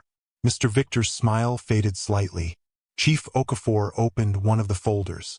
Our audit department reviewed contracts from the past 3 years. He looked toward Mrs. Nkem. Please begin. Mrs. Nkem stood. She projected several documents onto the large screen. This supplier received 12 major contracts. She changed to another slide. Each contract was approved by the same executive. Another slide appeared. The prices paid by the company were between 35 and 60% above market value. Murmurs spread across the room. One manager frowned. That's impossible. Mrs. Nkem calmly displayed another document. It gets worse. She showed payment records, bank transfers, approval forms, contract comparisons. Every document pointed toward the same pattern. Finally, she looked toward Chief Okafor. Sir, I believe the evidence speaks for itself. Chief Okafor nodded. It does. He slowly turned toward Mr. Victor. Would you like to explain these documents? For the first time, Victor looked uncomfortable. He forced a smile. There must be some misunderstanding. Chief Okafor remained calm. A misunderstanding? Yes. The market prices probably changed. Mrs. Nkem immediately answered. We compared prices from the same period. Victor swallowed. Perhaps the suppliers charged more because of transportation. Chief Okafor opened another folder. What about this? He placed printed photographs on the table. The pictures showed Victor meeting secretly with suppliers behind the parking area. Victor stared at them. His face turned pale. Where did you get these? Chief Okafor ignored the question. Can you explain why company meetings were held behind parked vehicles instead of inside conference rooms? Victor hesitated. It was a private discussion. Chief Okafor pressed a button on the remote control. The large screen came alive. Adi's hidden recording began to play. Everyone watched in complete silence. Victor appeared on the screen. The suppliers handed him thick brown envelopes. He accepted them. Then they shook hands. The video ended. The room remained silent. One executive whispered, "Oh my God." Victor quickly stood. "That video doesn't prove anything." Chief Okafor looked directly into his eyes. "No." Victor shook his head. The envelopes contained documents. Chief Okafor nodded slowly. "I expected you to say that." He picked up another file. "Mrs. Nkem." She handed him several photographs. Chief Okafor placed them on the table. These photographs were taken when one supplier accidentally dropped an envelope. He slid another document across the table. The envelope contained cash. Victor's hands began shaking. "You can't prove it belonged to me." Chief Okafor looked at him quietly. "We don't have to." He opened the final folder. Inside were copies of bank statements. Mrs. Nkem explained, "We discovered large cash deposits into accounts belonging to members of Mr. Victor's family. The deposits happened shortly after major contracts were awarded." Another executive gasped. Chief Okafor spoke calmly. "The dates match perfectly." Victor's confidence disappeared. Sweat covered his forehead. He looked around the room. No one spoke. No one defended him. Finally, he lowered his head. "I'm sorry." The words were barely audible. Chief Okafor remained silent. Victor continued, "It started with one payment. I had debts. They offered me money. I thought nobody would notice. But after the first time," he closed his eyes. "I couldn't stop." The room fell completely silent. Several executives looked shocked. Others simply shook their heads. Chief Okafor spoke quietly. "You betrayed this company. You betrayed your colleagues. You betrayed every honest employee working here." Victor wiped tears from his face. "I know. I made a terrible mistake." Chief Okafor's voice remained calm. "Because of your actions, this company lost millions of naira." Victor said nothing. "There is only one decision." He looked toward the head of human resources. "Mr. Victor Nwosu is dismissed from Okafor Group of Companies with immediate effect." The human resources manager nodded. "Yes, sir." Chief Okafor continued, "Our legal department will hand this evidence to the appropriate authorities, and every supplier involved in this corruption will also be reported." Two company security officers entered the boardroom. They respectfully approached Victor. "Sir." Victor slowly picked up his briefcase. He looked around the room one final time. Nobody smiled. Nobody spoke.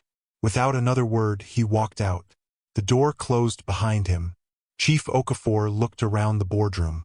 "I know today has been difficult, but our company cannot grow where dishonesty is allowed." Several managers nodded. "We will rebuild trust. We will reward honesty. And from today onward, character will matter even more than performance." The meeting ended. News spread through the company faster than anyone expected. Employees whispered in the hallways, "Did you hear? Mr. Victor has been fired. They found evidence. I never expected that." Outside the company gate, Adiz noticed workers talking excitedly. She quietly listened. One cleaner smiled. "They finally caught him." Another worker nodded. "I always suspected something, but nobody believed me." Chinedu overheard the conversation. He looked confused. "What happened?" One office assistant answered, "They say one executive was stealing from the company." Chinedu looked shocked. "Really?" The assistant nodded. "They've dismissed him already." Chinedu sighed. "What a shame." Adiz watched his reaction carefully. Unlike others who seemed excited by the gossip, Chinedu looked genuinely saddened. Not because Victor had escaped punishment, but because another human being had destroyed his own future through greed. Later that evening, Adiz climbed into the waiting SUV. Her father smiled for the first time in many days. "It's over." She nodded. "I'm proud of you. You were brave." She smiled. "I only watched. You did much more than that. Chief Okafor looked out of the window as they drove home. The truth always takes time. But eventually, it finds its way into the light. Adiz leaned back in her seat. The corruption had finally been exposed. The dishonest executive had fallen. The company had been protected. But one final part of the secret mission still remained. The employees had not yet discovered who the homeless woman really was. And very soon, every person who had ignored her, insulted her, or shown her kindness would learn a truth that would leave the entire company speechless.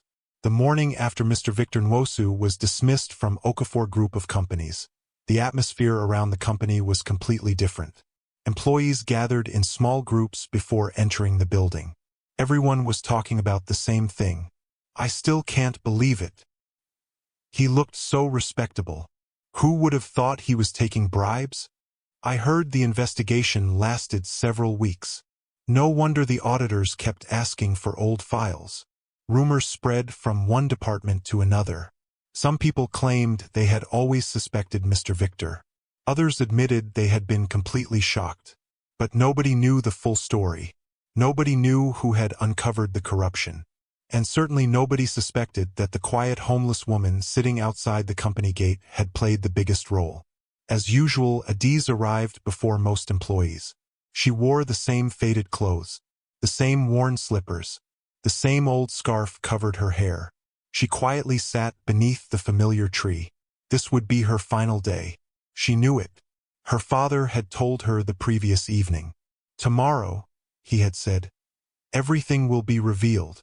As she sat there, she felt strangely emotional. She had spent almost 2 weeks pretending to be homeless. When the mission began, she had only wanted to help her father. She never expected the experience to change her own heart. She would miss watching the busy road every morning. She would miss the old woman who sold roasted corn nearby. She would miss the children who walked to school singing songs. Most of all, she would miss Chinidu. Just then, she saw him walking toward the company gate. Like every other morning, he carried a small paper bag. The moment he noticed her, he smiled. "Good morning." "Good morning," Adiz replied. "I bought yam and egg today." He handed her the paper bag. She accepted it slowly. "You've taken care of me every single day." He laughed softly.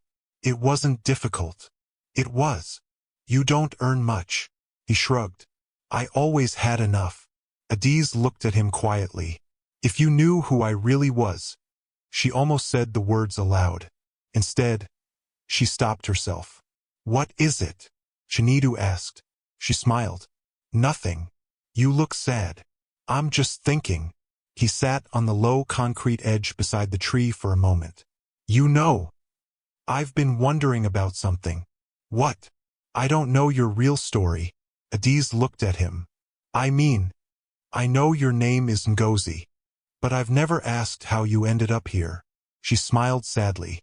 "I appreciate that." "Why?" "Because most people judge first. You chose to respect my silence." Chinidu nodded. "Everyone carries burdens. If someone isn't ready to share them, we should wait." Adiz smiled warmly. "You always know the right thing to say." He laughed. "My mother deserves the credit. You've mentioned her many times. I miss her every day." There was silence between them. Finally, Adiz asked, "Can I ask you something?" "Of course. If one day, someone very rich offered to change your life, would money change the kind of person you are?" Chinidu smiled without thinking. "I hope not." "You hope. I can't promise what life will do. But I pray I never become someone who looks down on people." Adiz felt her heart become warm. "You really mean that?" "I do. My father used to say something." "What?" "If success makes you forget kindness, then you've failed." She looked at him for several seconds. Those words sounded exactly like something her own father would say. Before she could reply, another security guard shouted from the gate. "Chinidu, the managing director wants every employee outside the building at 11 o'clock. Chinidu frowned. "Everyone?" "Yes." "What for?" "I don't know." The guard shrugged. "They said it's compulsory." After he walked away, Chinidu turned back to Adiz. I wonder what's happening. Adiz smiled quietly. So do I. Inside the main office building, preparations had already begun. Chief Emeka Okafor stood in his office with his daughter's neatly folded designer dress lying across the sofa. The disguise would soon end. He smiled to himself. You've done well, Adiz. His secretary entered. Sir, everyone has been informed. Good. Has the stage been prepared? Yes. The sound system? Ready. The staff? They're gathering already. Chief Okafor nodded. Excellent. By 11 o'clock, every employee had assembled in the large open area inside the company compound. Managers stood at the front. Office assistants gathered together. Drivers, cleaners, receptionists, security guards. Everyone wondered why they had been called. One employee whispered, maybe we're getting a new managing director. Another replied, or maybe it's about yesterday. Near the back of the crowd stood Chinidu and the other security guards. One of the older guards leaned toward him. I hope your homeless friend isn't coming to this meeting. The others laughed. Chinidu simply ignored them. A few moments later, Chief Okafor stepped onto the stage. The crowd immediately became quiet. Good morning, everyone. Good morning, sir. Hundreds of voices answered together. Chief Okafor smiled. Thank you all for coming. As you already know, yesterday we dismissed a senior executive after discovering serious corruption. The crowd became silent again. I want every employee here to understand something. Our company will never reward dishonesty. Loyalty, integrity, and kindness. Those are the values we believe in. Many workers nodded. Chief Okafor continued. For the past 2 weeks, I have been conducting another investigation. The employees exchanged confused looks. What investigation? Chief Okafor smiled slightly. It had nothing to do with contracts. It had everything to do with character. The crowd looked puzzled. He raised his hand toward the company gate. For nearly 2 weeks, a homeless young woman sat outside this company. Instantly, many employees turned toward the gate. Some began whispering, I know her. She's always there. The security guards kept chasing her. Chief Okafor continued. I wanted to know one simple thing. How would my employees treat someone who appeared to have nothing? Silence filled the compound. Several workers suddenly looked uncomfortable. The 2 female staff members who had mocked Adiz looked at one another. One security guard slowly lowered his head. The older guards stopped smiling. Chief Okafor spoke firmly. Many of you ignored her. Some insulted her. Some laughed at her. A few even chased her away. Nobody spoke. The silence became painful. Then Chief Okafor smiled gently. But one employee behaved differently. He quietly bought her breakfast every morning. He shared his water. He protected her from insults. He respected her. He expected nothing in return. Chinidu looked around in confusion. He had no idea who the chairman was talking about. Chief Okafor turned toward the gate. Please bring her. Everyone looked in the same direction. The homeless woman slowly walked into the company compound carrying her old nylon bag. Employees stared at her. Some recognized her immediately. The guards who had mocked her felt embarrassed. The 2 women who had laughed at her looked away. Adiz stopped beside the stage. Chief Okafor smiled. My friends, meet my daughter. The entire crowd gasped. What? No, it can't be. Several employees stared in complete disbelief. The homeless woman looked toward her father. Chief Okafor nodded. It's time. Adiz smiled. She slowly removed the old scarf from her head. Her long, beautiful hair fell across her shoulders. She removed the oversized t-shirt. Underneath, she wore a simple but elegant white dress. An assistant quickly brought her shoes and handbag. Within moments, the homeless woman disappeared. Standing before everyone was the elegant Adiz Okafor, the chairman's daughter. Nobody moved. Nobody spoke. The silence seemed to last forever. One cleaner covered her mouth. The receptionist whispered, Oh my goodness!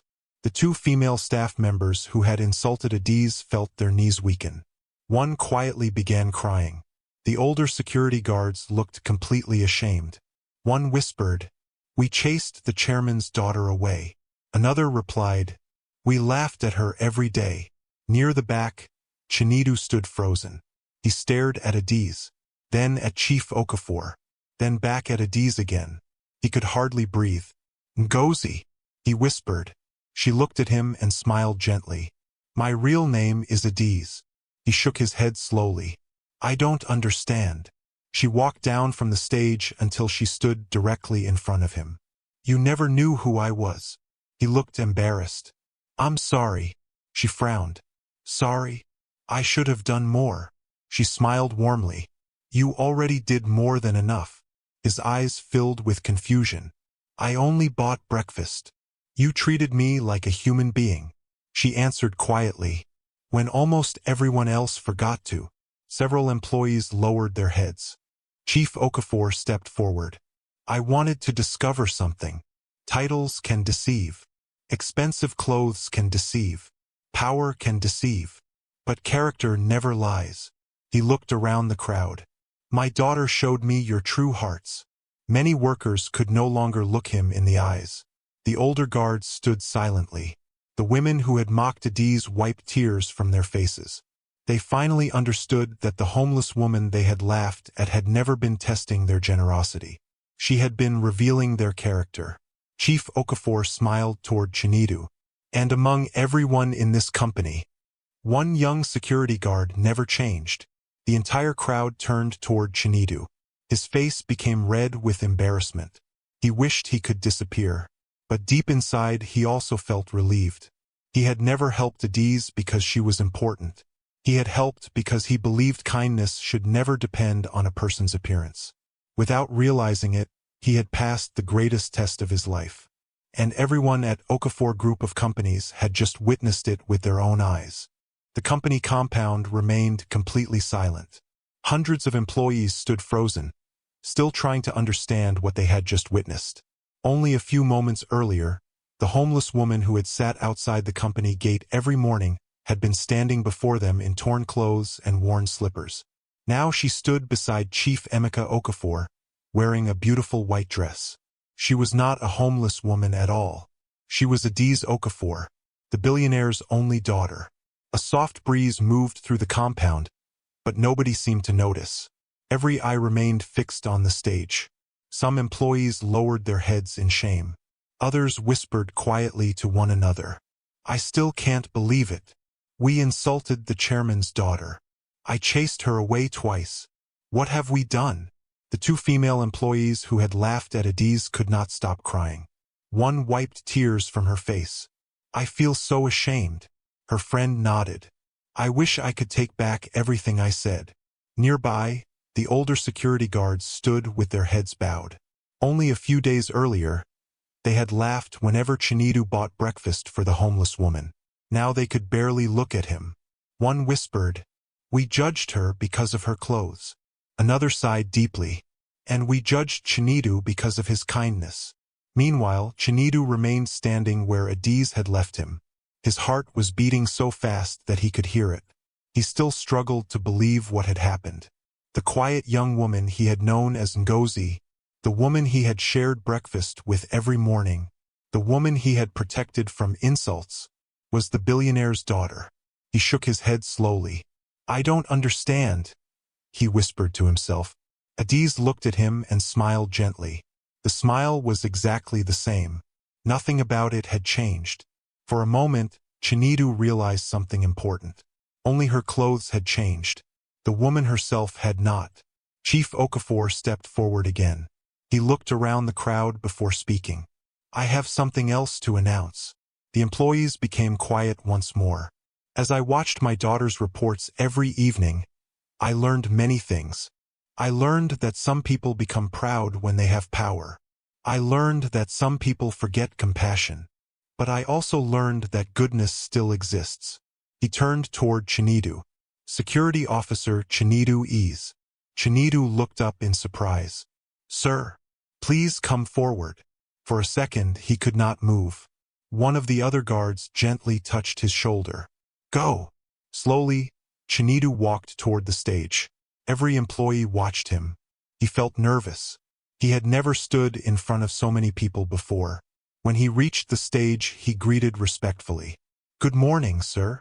Chief Okafor smiled warmly. Good morning, Chinidu. I have a question. Yes, sir.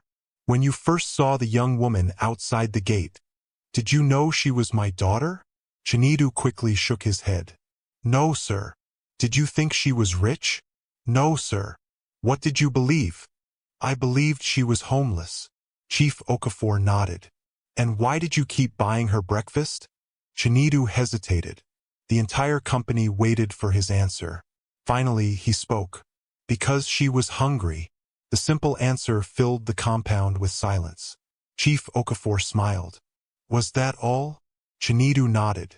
My mother taught me that if someone is hungry and I can help, then I should help. I never expected anything in return. I only wanted her to eat. Several employees lowered their eyes. His words sounded so simple, yet they carried more wisdom than many expensive speeches. Chief Okafor placed a hand on Chinidu's shoulder. You never asked for recognition. No, sir. You never asked for money. No, sir. You never asked who she was. No, sir. You simply chose kindness. Yes, sir. Chief Okafor looked toward the crowd. This is the kind of person our company needs. He turned back to Chinidu. Today, I am pleased to announce that you have been promoted. The compound exploded with applause. Employees clapped loudly. Some smiled. Others nodded in agreement. Even workers who had once laughed at Chinidu now applauded sincerely. Chinidu stood speechless. Me? Chief Okafor smiled. Yes. You are now the new head of security operations for all our Enugu branches. Chinidu's eyes widened. He had never imagined receiving such a position. Sir, I don't know what to say. Chief Okafor laughed gently. You don't have to say anything. You've already spoken through your actions. The applause continued. Then Chief Okafor raised his hand again. There is more. The crowd became quiet. As head of security operations, Chinidu's salary will increase immediately. Another round of applause followed. Chinidu felt dizzy. It already sounded like a dream. But Chief Okafor was not finished. Our company will also provide him with a fully furnished 3-bedroom house. The applause grew even louder. Some employees gasped. Others smiled broadly. Chinidu covered his mouth with his hand. He thought he had misheard. A house. Chief Okafor nodded. Yes. You've spent years paying rent. That ends today. Tears began filling Chinidu's eyes. He remembered all the nights he had worried about overdue rent. He remembered the leaking roof in his small apartment. He remembered using buckets whenever rain entered the room.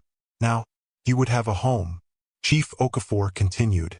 We are also giving him a company vehicle. The crowd cheered again. Chinidu shook his head. This can't be real. It is. Chief Okafor smiled. And finally, I have one more gift. The crowd waited quietly. I understand your younger brother and sister are still in school. Chinidu looked surprised. Yes, sir. They are. They will never worry about school fees again. Our company will sponsor their education until they graduate. At that moment, Chinidu could no longer hold back his tears. He covered his face. His shoulders shook. For several seconds, he could not speak. The employees watched quietly. Many of them also wiped tears from their eyes. Adiz stepped closer. It's all right. Chinidu slowly looked up. I don't deserve all this. She smiled warmly. You do. I only bought breakfast. You gave me dignity. She answered softly. When everyone else saw a homeless woman, you saw a human being. Those words touched everyone listening. Chief Okafor nodded. There are many workers with impressive qualifications. There are many workers with years of experience. But integrity cannot be taught. Character cannot be bought. And kindness cannot be forced. He looked directly at Chinidu. You have all three. The crowd applauded again. This time the applause lasted much longer. When it finally ended, one of the older security guards slowly raised his hand. "Sir." Chief Okafor nodded. "Yes." The guard stepped forward. His voice trembled slightly. "I would like to apologize." He turned toward Adiz. "I chased you away. I laughed at you. I treated you badly. I'm deeply sorry." Adiz smiled kindly. "I forgive you." The guard lowered his head. "Thank you." Then the two female employees stepped forward. Both had tears in their eyes. One spoke quietly. "We judged you because of your appearance. We never even tried to know you. We're ashamed." Adiz nodded gently. "I forgive both of you." More employees began apologizing. Some had ignored her. Some had mocked her. Others admitted they had simply looked away whenever they saw her. Adiz listened patiently to every apology. She accepted each one with grace. Finally, Chief Okafor spoke again. "I hope all of us have learned something. Never judge a person by clothes. Never measure someone's value by their bank account. And never forget that the way you treat strangers says more about you than the way you treat your boss." The employees nodded. Many realized they would never forget this day. As the gathering came to an end, workers slowly returned to their duties. Small groups continued discussing everything that had happened. "What an incredible lesson. I'll never look at people the same way again." "Neither will I." Nearby, Chinidu stood quietly beside Adiz. He still looked overwhelmed. "I don't know how to thank you." Adiz smiled. "You don't have to. I feel like my whole life changed today." She laughed softly. "I think both our lives changed." He looked at her carefully. "I keep thinking about all our conversations. You never acted like someone rich." She smiled. "And you never treated me differently because you thought I was poor." For a moment, neither of them spoke. The noise around them faded into the background. Finally, Chinidu sighed. "I hope this doesn't change our friendship." Adiz looked directly into his eyes. "It won't." "You promise." "I promise." He smiled for the first time since the gathering began. Deep inside, Adiz felt something she had tried to ignore for days. She admired Chinidu, not because he had just been promoted, not because he now had a better salary, not because her father had rewarded him. She admired him because before any of those things happened, when everyone believed she was a poor homeless woman, he had already seen her worth. And as the afternoon sun shone over the company compound, neither of them realized that the greatest reward was still waiting. The promotion had changed Chinidu's career. The gifts had changed his future. But something far more precious was quietly beginning to grow between the billionaire's daughter and the humble security guard whose kindness had touched her heart from the very first loaf of bread. A week passed after the unforgettable gathering at Okafor Group of Companies. Although work had returned to normal, nothing was quite the same anymore. Employees greeted one another more warmly. The cleaners were treated with greater respect. The security guards became more patient with visitors. Many workers had learned an important lesson from Chief Okafor's secret test. They now understood that kindness should never depend on a person's appearance. For Chinidu, life had changed beyond anything he had imagined. He had moved into the company house that Chief Okafor had given him. It was a beautiful 3-bedroom bungalow in a quiet part of Enugu. Every morning he still woke up before sunrise. He still ironed his uniform carefully. He still arrived at work before everyone else. The only difference was that he no longer worried about unpaid rent or how his younger brother and sister would continue their education. Sometimes he stood in the sitting room of his new house, looking around in disbelief. "I never imagined this would be my life," he whispered. Yet despite everything that had changed, one thing remained exactly the same: his character. He still greeted the cleaners before greeting the managers. He still thanked the food vendors outside the company gate. He still smiled at everyone. His promotion had changed his position. It had not changed his heart. Chief Okafor noticed this immediately. One afternoon, he watched Chinidu from the window of his office. A delivery driver was struggling to unload heavy cartons. Without being asked, Chinidu walked over and helped him. Afterward, He thanked the driver before returning to work. Chief Okafor smiled. I chose the right man. Meanwhile, Adiz found herself thinking about Chinedu more often than she expected. She remembered their conversations beneath the tree. She remembered the warm bread he had shared with her. She remembered the old umbrella he had held over her during the rain. She remembered the banana he had given her because he thought she might be hungry. Those memories meant more to her than expensive gifts. One evening, while having dinner with her father, she became unusually quiet. Chief Okafor noticed. You've hardly touched your food. Adiz smiled. I'm just thinking. I know that look. She laughed softly. You always know. Chief Okafor placed his spoon on the table. You're thinking about Chinedu. Adiz almost dropped her glass. Dad. He laughed. I am your father. You think I wouldn't notice? She smiled shyly. I admire him. I know. He never treated me differently, even after discovering who I was. Chief Okafor nodded. And that tells you everything. Adiz looked thoughtful. Many men have tried to impress me because of our family's wealth. They bought expensive gifts. They spoke beautiful words. But I always wondered whether they truly cared about me. She paused. Chinedu cared about me before he knew my name. Chief Okafor smiled proudly. That is rare. A few days later, Adiz decided to visit the company again. This time she arrived openly. She wore a simple blue dress and walked confidently through the main entrance. Employees greeted her respectfully. Good morning, Miss Adiz. Good morning. She smiled at everyone. When she reached the security office, Chinedu stood immediately. Good morning, Ma. Adiz laughed. Ma. He looked embarrassed. You are the chairman's daughter. So, I should show respect. She smiled. You respected me much more when you thought I was homeless. Chinedu laughed nervously. That was different. No, it wasn't. She looked directly at him. You've changed the way you speak to me. He became quiet. I don't know how to behave anymore. Adiz smiled kindly. Behave exactly the way you did before. He hesitated. Are you sure? I'm very sure. Slowly, the nervousness disappeared from his face. They began talking again just as they had beneath the tree. About ordinary things. The weather. His younger brother's school. Her recent visit to an orphanage. The conversation felt easy, natural, as if nothing important had happened. Over the following weeks, their friendship grew stronger.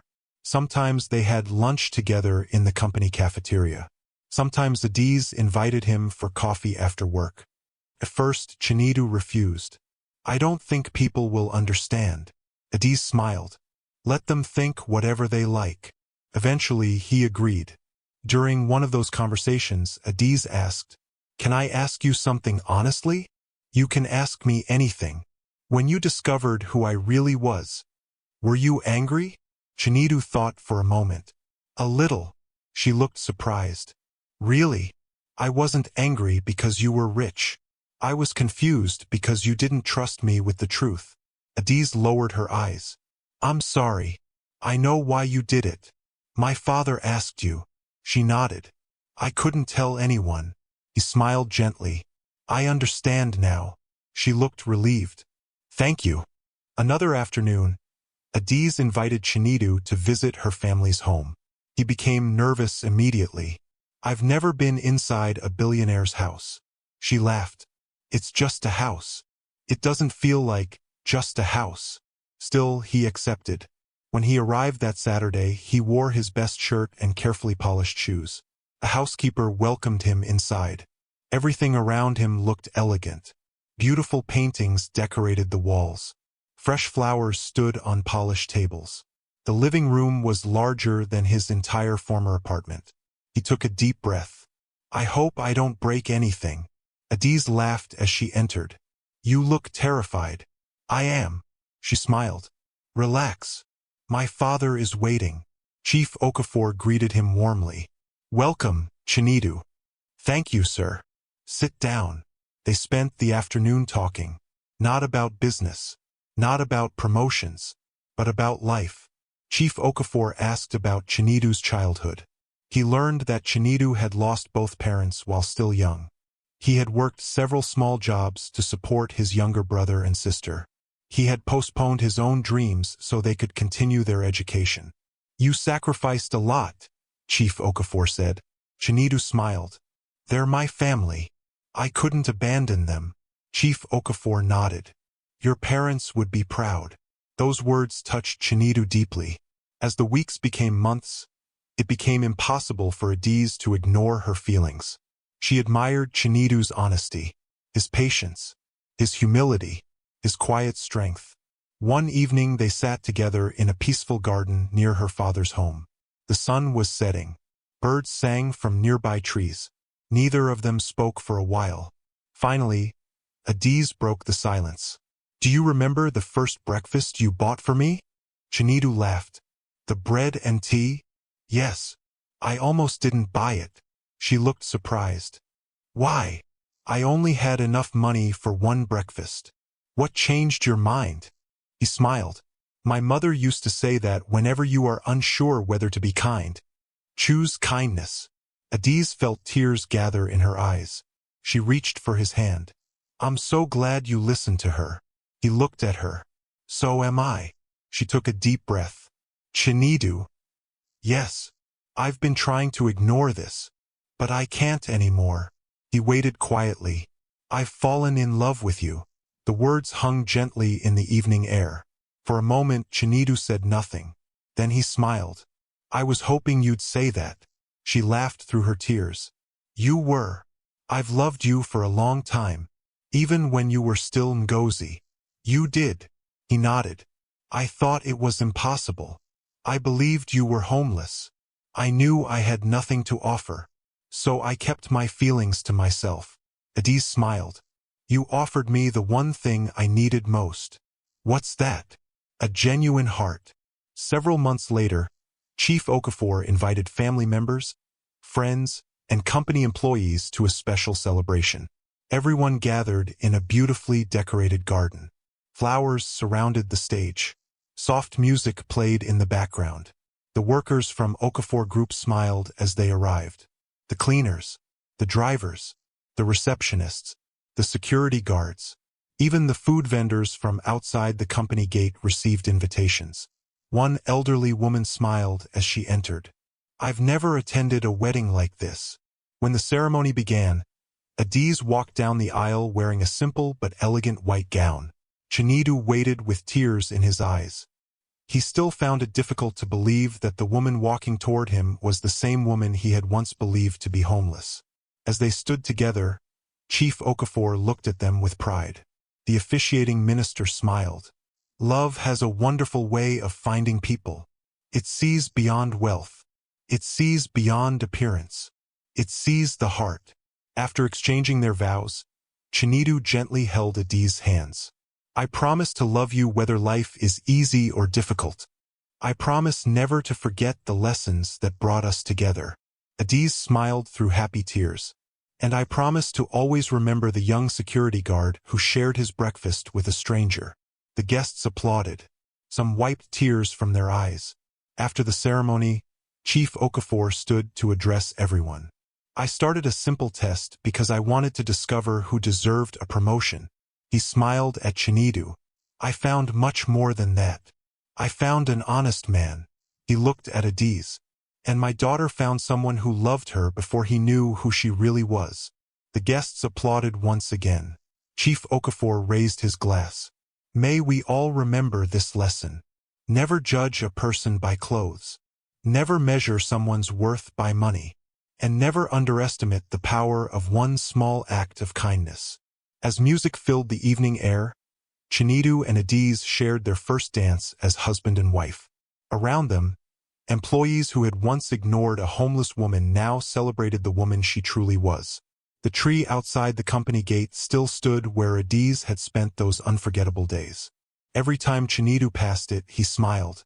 It reminded him that a loaf of bread, a cup of tea, and a kind heart had changed his life forever. And from that day forward, the story of the homeless woman at the company gate became a lesson told to every new employee at Okafor Group of Companies. Not as a story about a billionaire's daughter, not as a story about a promotion, but as a reminder that the true measure of a person is found in how they treat those who can give them nothing in return. Thanks for watching. If you enjoyed this story, please subscribe to this channel and tell us where you are watching from. Have a wonderful day.